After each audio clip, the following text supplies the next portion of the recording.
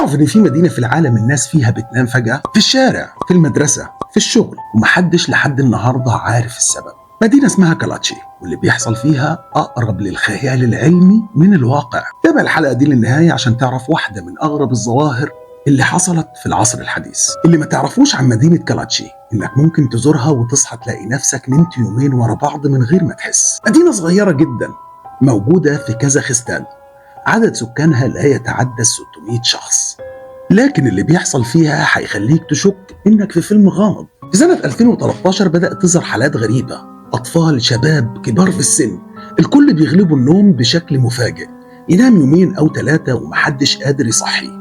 والأغرب من كده إن بعد ما بيصحوا ما بيبقوش فاكرين أي حاجة، لا هم ناموا إمتى ولا إيه اللي حصل حواليهم. الناس قالت يمكن فيروس، يمكن تلوث، يمكن إشعاع. الحكومة بعتت فرق بحثية، أطباء وعلماء، وحتى الجيش تدخل، لكن الإجابة كانت دايما مش لاقيين تفسير واضح. ظهرت نظريات كتير. في نظرية بتقول إنه في مناجم يورانيوم، لأن في منجم مهجور قريب جدا من المدينة، وناس قالت يمكن في تسريبات إشعاعية بتأثر على المخ.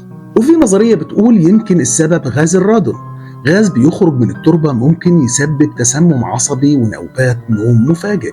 أما علماء النفس كان لهم رأي تاني، قالوا إن دي هستيريا جماعية، لأن بعض العلماء قالوا إن اللي بيحصل مجرد تأثير نفسي جماعي.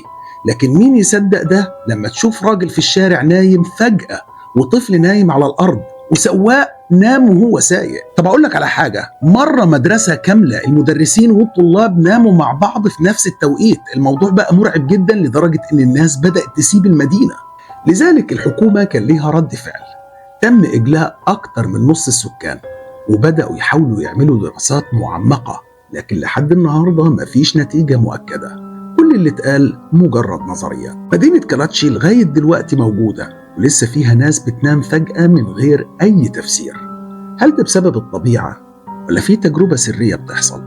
اللي ما تعرفوش عن كالاتشي إنها واحدة من أكتر الأماكن غموضاً على كوكب الأرض، وإحنا في 2025. وبكده أكون انتهيت. لو عجبتك الحلقة دي ما تنساش تعمل لايك وسبسكرايب، لأن في حلقات جاية أغرب من كده بكتير. وما تنساش تقولي في الكومنتات إيه اللي تحب تعرفه في الحلقة الجاية. وسلام.